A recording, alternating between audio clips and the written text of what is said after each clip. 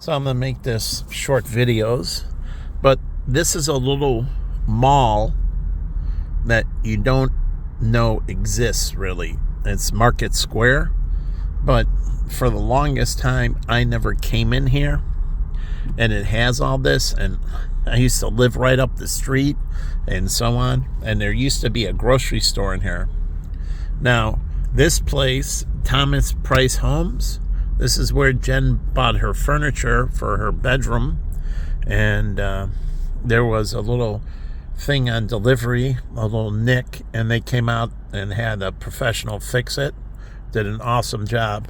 Jen loves their furniture, and I love, it was very nice bedroom furniture. I was with her, and we negotiated with the salesperson on the buying of it. We bought it on 4th of July sale, but they have very good furniture.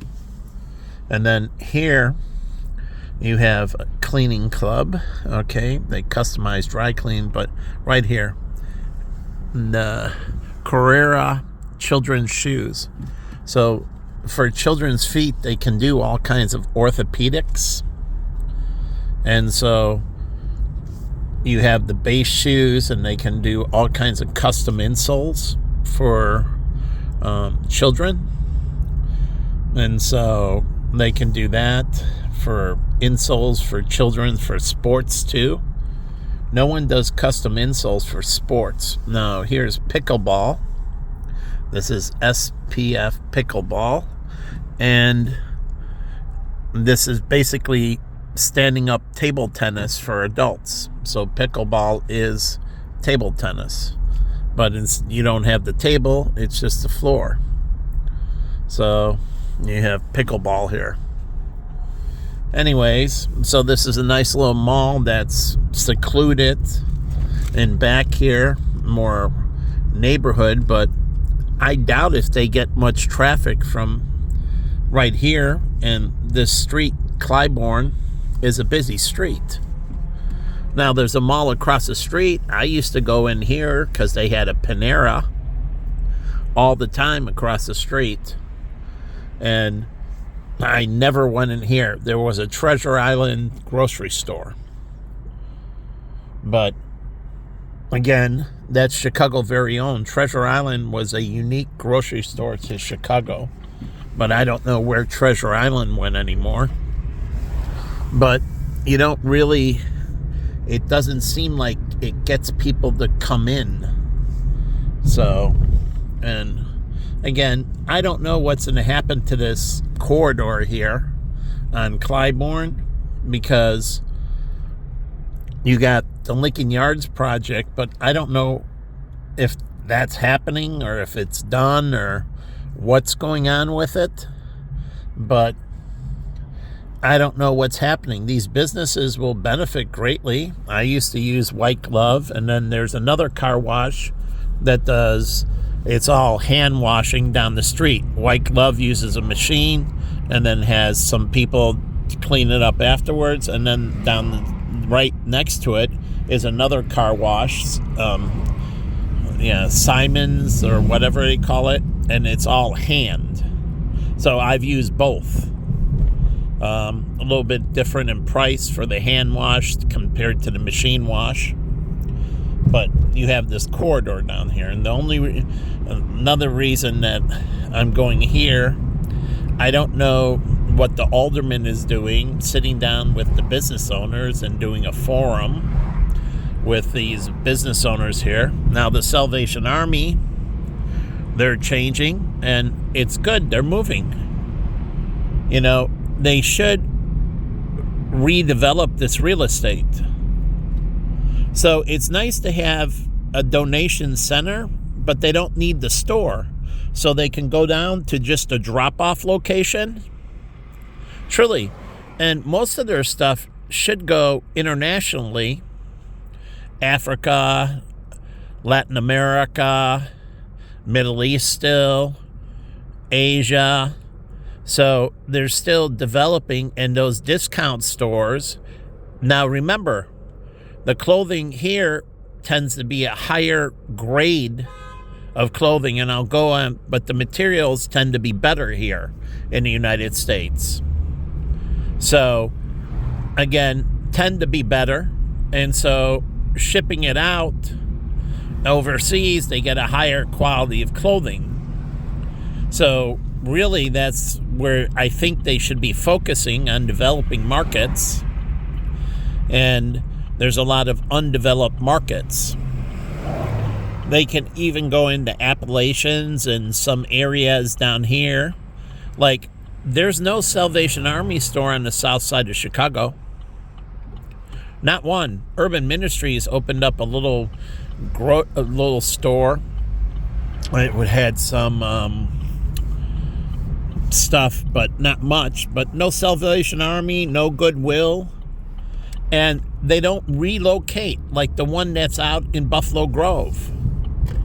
They don't relocate their stores, and it's horrible because where they were originally, that population now has outgrown truly the need for that store, and now they can sublet the real estate. Even if they have the lease, they own the lease, and another tenant can move in that's more appropriate for the area, and they can sublease it. If they're renting and they have a lease, they can sublet it to another tenant and make money from that, not owning it, but just from subletting it. But they don't move their stores around, the Goodwill, the Salvation Army, and that, and they don't reallocate their thrift stores.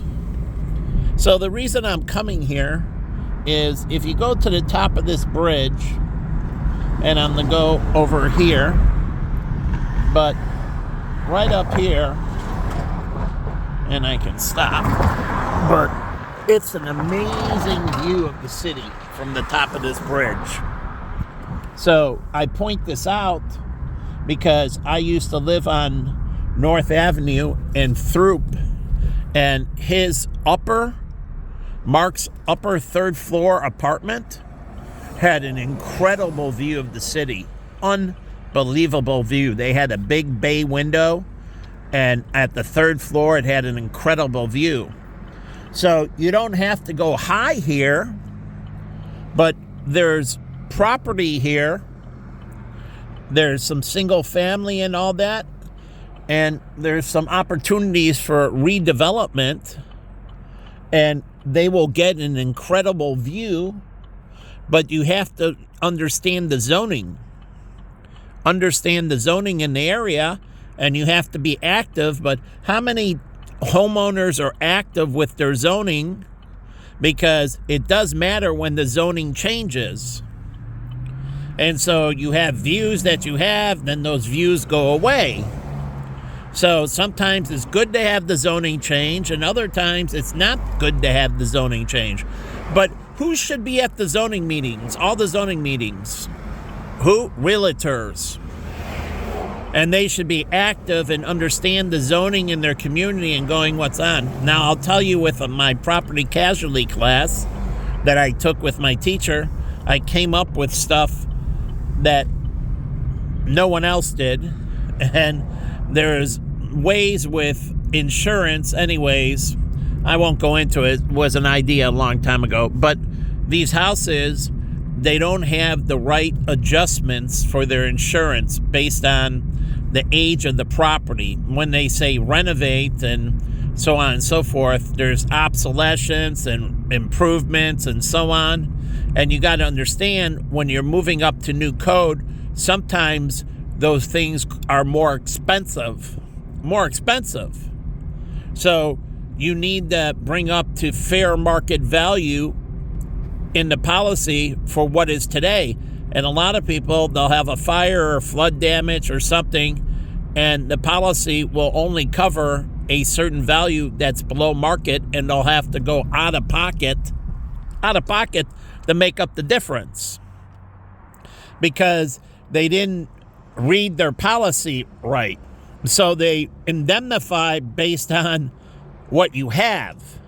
They're not going to upgrade your house. But when you get a flood in it and the house gets damaged, where are you going to get 1920 stuff? Truly, you haven't updated your wiring and that stuff is not available, nor can they sell it to you. It can't be sold. It's out of code. And so these people think they're in, but the insurance company doesn't pay to upgrade your house. Does not pay to upgrade your house. And so these people don't understand in their policies that they're underinsured.